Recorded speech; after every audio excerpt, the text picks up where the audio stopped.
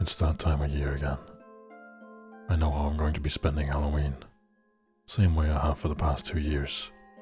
Slowly nosing a beer in the bar, watching the glass sweat on the smooth wooden counter, staring at it till it goes warm in my hand. I'm not there to get drunk. I'm there to escape. I never want to be alone at home over Halloween night again. I promised the deputy that I wouldn't talk about that night. The town didn't need it. Hell, I even deleted the video. But now, with Halloween around the corner, it all comes back. Well, small town law enforcement doesn't care too much about Reddit, much less no sleep. I live in a small house at the end of the lane, another nondescript house down a row of its sisters. Prefabricated mostly, far enough off the beaten path to be cheap, not so far as to be rural, but close. Pretty damn close. I didn't expect many kids to call around trick-or-treating come Halloween. It's a long road, and most children manage to fill their baskets long before they get to my place. Besides, I quite like the peace and quiet. Halloween used to be a good night to settle down and catch some of the classic horror movies on TV. I kept a couple of bags of candy around just in case some kids actually made it all the way down the lane, but mostly it would be an evening all to myself. I can't quite remember what I was watching that night. Probably because I'd been enjoying an after-dinner beer, and I may have gotten carried away, dozing off after one too many.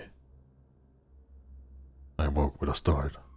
My beer had gone warm on the side table, my hands still curled around the can. I winched as I unwrapped my fingers. Something had woken me up. The TV droned on in the background, the senseless drivel of the late-night programming flickering across the room. Maybe it was just some high school kids, out after some Halloween party, out on the streets making some noise that woke me up. I checked the time. Past midnight. I was glad that I'd invested in a little security for my house. Just the basics, really. A good camera to cover my front lawn, motion-activated lights around the front and back. I was trying to make the tough decision of whether to clear up the mess right then and there, or to just kick the can down the road till the next morning, when a loud rapping at the door shattered the silence. The can bounced off the floor, warm beer spraying across the bottom of my track pants. The shock left me too numb even to swear.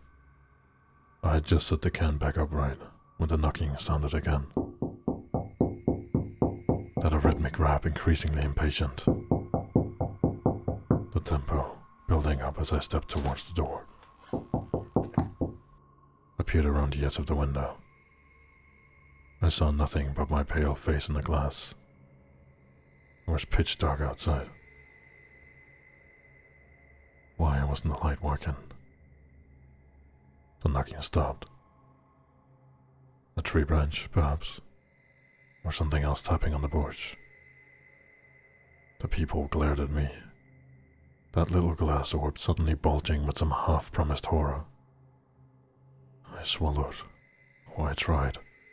My throat was dry, the warm beer on the floor suddenly inviting. "It's nothing," I said out loud, hoping that the familiar echo of my voice off the walls would ground me somehow. I walked up to the door and peered out, only seeing the orange cones cast by the halogen street lights a distance away. Nothing, I thought to myself, feeling childlessly stupid. I sucked in a deep breath, feeling my lungs strain, then let the air stream out slowly. Then another knock. I turned back around to face the door. My heart punched at the inside of my chest, its crazed dance playing counterpoint to the knocking. I wasn't surprised to see my hands shake as I reached for the doorknob. Our town was a safe one, far from the troubles of the big cities. Or so we'd read in the papers. We had little more to fear in the night than seeing our trash strewn across the yard by the nimble fingers of raccoons. I threw the door open. The poor lights winked on, suddenly blinding me. I blinked away the white spots from my vision. A pair of children stood on my porch. They must have been 9 or 10. I couldn't see much more of them, because they were in the classic Halloween get-up, a simple sheet draped over each of them, a pair of holes cut out for them to see through. A pair of small baskets for candy broke the smooth lines of the sheets. The toes of brand new dress shoes peeked out from under the sheets. A boy and a girl, I thought. Trick or treat. Such a common refrain. I'd expected the words, but not the delivery. There were but two figures in front of me, yet their voices seemed to come from a great distance away. Trick or treat. The pair spoke again. I felt a little discomfort at the distortion in their voices. More than the weird volume, their voices seemed to blend into each other's, with some strange harmonics at play at the edges. It seemed almost as though there was a choir of two, just there, speaking to me. Treat, I guess, I said. More than anything, I wanted those two away from my house. The whole situation felt wrong. The familiar veneer of the season concealing something deeper, something rotten. Like that small panic when biting into a fruit and feeling the lack of resistance. Your teeth sinking into soft mush instead of sweet flesh. For a moment, I blamed the haze of alcohol, the dregs of sleep clouding my judgment, but adrenaline had swept those far away. My fear was true. I turned to the counter where I kept my keys and grabbed the bag of candy I had prepared for the occasion. I was half hoping that the two figures would be gone when I returned to the door, but they had been a figment of my imagination, perhaps a shadow of some dream brought on by cheap horror movies and cold pizza. I had no such luck. The pair hadn't moved an inch. They each raised their baskets. There were already an assortment of candy there. They'd had a good day. A bit late for you guys to be out, isn't it? Where are your parents? The only answer I got was an impatient shaking of the baskets, the rasp of candy wrappers rustling. I held out a handful of candy, ready to drop it and call it a night. I expected to see a small pale hand clutching at the handle of the basket. Instead, I saw the anemic, matte sheen of plastic. The basket was draped off the plastic hand of some kind of store mannequin. I was more than thoroughly creeped out by this effective little trick. I shrugged. Maybe the voices were recorded. A little technology to bolster an otherwise traditional costume. I felt the fear melting away as I explained it to myself in my head. Just some clever little children, probably with the help of an adult. Smart, I thought. It had certainly got me going for a while. Stay safe, I told them, dropping the last of the candy into the baskets. They didn't acknowledge me. They just stood still on the worn wooden boards of my porch. I shut the door on them. The window darkened as the light on the porch shut off. Odd. Maybe the motion detection stopped working. Some unbidden instinct told me to stay there and wait. I heard the unmistakable sound of footsteps on the porch as the two walked off. Still, the light stayed dark. My relief grew as the odd strangers left my property. Still, something didn't sit right. Something wasn't right. The light was working. It turned on when it detected me. It saw me. It didn't see the kids. The sensor was working. It was state-of-the-art, passive infrared. Detected motion by detecting changes in temperature. Like a human body. Like mine. But not the kids. Whatever was under those pristine white sheets wasn't warm at all. The realization washed over me like an ice cube running down my spine. My breath came in short rasps. I had to see. I had to know. I could barely bring my hand to the curtains, they were shaking so bad. When I pinched the edge of the curtain between my thumb and my finger, the curtain began to undulate wildly. I filled my lungs and peered out through the glass. They were still there. Barely 20 yards away. Doing nothing. Just standing there. Motionless, facing the street. As I watched, They both swiveled their heads in perfect tandem to affix 2 pairs of fathomless eye holes on the window. There was no way they could have seen me come to the window. I had to put my back off my hand in my mouth and bite down hard to keep from calling out. They knew. They knew I was there. I backed away from the window, dragging my leaden feet over the carpet floor. I barely noticed when my heel knocked the can back. The beer leaked out onto the carpet, leaving a widening path in front of me. I couldn't believe the raw, animal fear those 2 had summoned up in me. Every instinct I had told me to run. Run. Get help. Anything but stay and be trapped in my own house. What could I do? Call the police? Tell them that I was scared of 2 little children trick-or-treating? Call one of my friends past midnight and ask them to come over like a little boy crawling to his parents' room after a nightmare? The situation was ridiculous. My mind told me so. That there had to be a rational explanation for everything. But I could not explain away the light fluttering feeling in my stomach. I could not rationalize the prickly lump at the back of my throat. It only said 3 words to me, in those unearthly tones. Who knew how cold those lips were? I shut the door to the kitchen, the sound echoing through the empty house. I turned my chair to face the front door. And then, I waited. White-knuckled for the dawn to come. I must have fallen asleep sometime during the long, cold wait, not daring to move from my chair, paralyzed with fear that one of those shrouded children would appear at my window. Or worse yet, behind me. But even that manic store of energy wore out as the night wound to a close. I was woken up by a polite knock on the front door. I sat bolt right up, nearly falling off my chair. I stumbled to the door, a hint of dread from a few hours ago still lingering like stale funk in the air. I checked the peephole again.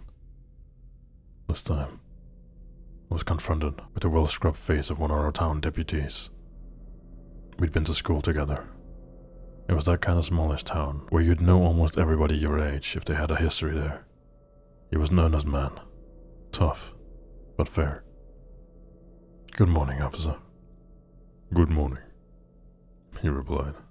The sour look on his face told me that it was anything but that. His nose twitched as he took in the stale, sour smell of beer steaming off the floor in the morning sun.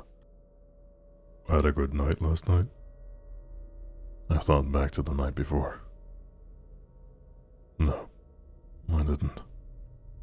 The lawman was quick to see the fleeting shadow of doubt wash across my face. He pressed home his advantage. "You care to explain why you stole the 2 mannequins from the store, dressed them up and put them on your lawn?" He shifted to the side, and past his store-filling bulk, I saw 2 familiar shapes on my lawn. My lungs wouldn't fill with air. They were still there. They'd been there the whole time. "You okay, buddy?" The big man leaned in, blocking my view, and steadied my shoulder with one of his strong hands. I brushed his hand off and lurched out into the yard, mindless of the freezing dew on my bare feet. The pair stood there, the draped sheets joined in between them. They were holding hands. The 2 of them were holding hands. I brought my palm down gingerly on the head of the one nearer to me. Hard. I felt hard plastic. I whipped the sheet off with one smooth motion. I gave a strangled cry as I stared into the empty green eyes of a child mannequin. I backed away, too quick. I ended up on my ass in the cold grass, clawing and scrambling backwards, until I bumped into the solid legs of the deputy behind me. He'd been quick to recognize my unease earlier, and he was just as quick to realize genuine fear. He hoisted me back to my feet and helped me back into my house. "Mind telling me what this is all about?" He dumped me on the office chair in front of my computer. I tried, but I couldn't force the words out. The deputy sighed and settled on my couch, wrinkling his nose at the empty beer cans on the side table. He leaned forward. First call of the morning after Halloween, and I'm chasing down some bullshit break-in to a store in the middle of town. Now I've got you hungover and scared shitless from a damn pair of dolls on your front yard. What I know is someone got into a store, smashed up the glass, stole sheets, and a couple of mannequins. Bloody kids again. Except the glass. The lines on his brow deepened, at which his Adam's apple popped up and down. The glass was on the outside of the shop only. Damn this thing. You've got a camera on your yacht, don't you? I nodded numbly. What say you give me another 10 minutes of your time tops? We go through that footage, I see who put those things on your lawn, and I'll be out of your life, hopefully for good. I turned to face my computer and called up the stored videos on my hard drive. They were all transferred by Wi-Fi, convenient for the time that I bought the cameras. Just put on double speed backwards. We'll see who set them there soon enough. I hit the reverse play key and upped the speed. I saw the two of us scuttle from the house onto the lawn and back again. Then the first ray of sun retreating from the grass, pulling back over the pair of figures until they were back in darkness. The two of them stood there, motionless for the longest time. When the two figures moved, all by themselves, in a jerky, swaying motion, back from my lawn to my front door. The cursor danced a little jig in the corner of the screen as the shakes returned, stronger than before. The sharp hiss behind me told me I wasn't alone in my discomfort.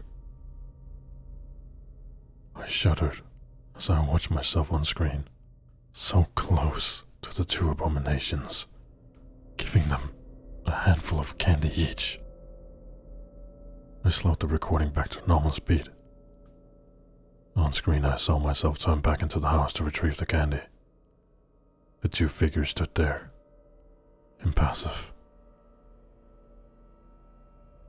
As one, they both fixed those dark eye holes on the sheets.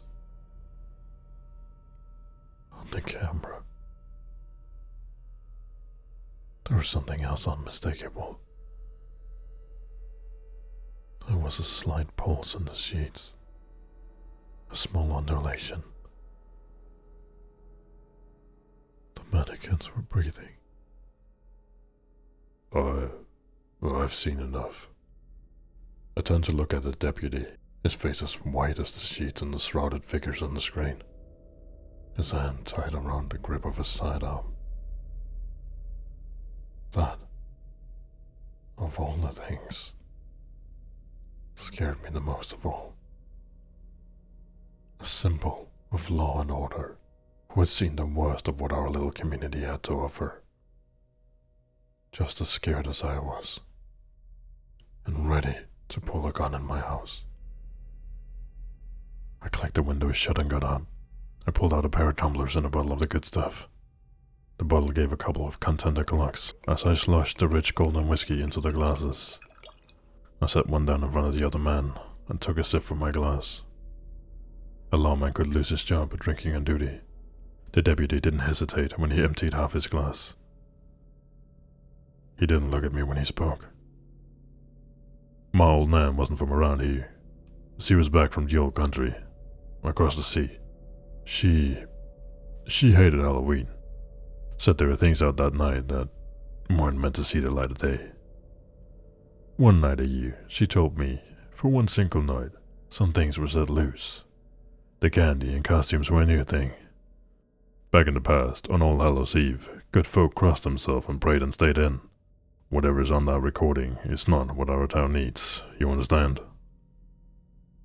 It's on my skull, kids, I said, the lie taking shape and form in my mouth.